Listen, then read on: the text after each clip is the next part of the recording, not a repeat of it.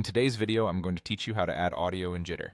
This is a simple yet powerful way to enhance your visual projects by seamlessly integrating sound, creating a more engaging and dynamic experience. Whether you're working on a marketing piece, an educational video, or just a fun personal project, Jitter offers straightforward tools to get your audio added in no time. Let's dive in and get started. First, you'll want to navigate to Jitter's dashboard. Once you're there, look for the My Files section. This is where you can manage all your existing projects and create new ones. Clicking My Files will bring you to a screen displaying your current projects. From here, we're going to move on to our next step. Now we need to start a new project. To do this, go ahead and click on Create New File. This option is usually prominently displayed, often near the top of the screen. By selecting this, you're setting up a fresh canvas where you can bring your creative vision to life, including the addition of your audio track. With your new file created, it's time to add the audio. Look for the option that says Add an Audio File at the top of your screen.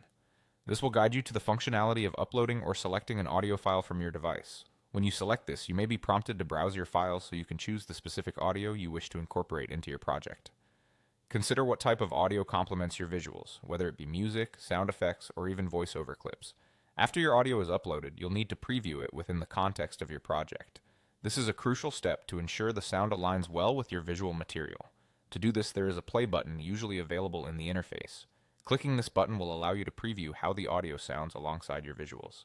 This preview feature is incredibly useful to make sure the timing is just right and everything flows seamlessly. Remember, adding audio can dramatically transform the experience for your audience.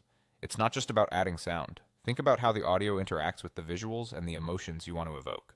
Toggle and adjust as needed to ensure everything is perfectly synchronized and enhances your project's overall messaging. And there you have it. By following these steps, you've successfully added audio to your Jitter project. Feel free to experiment with different sounds and settings to find what works best for your needs. Thank you for watching, and don't forget to like and subscribe for more tutorials that help you maximize your creative potential with Jitter.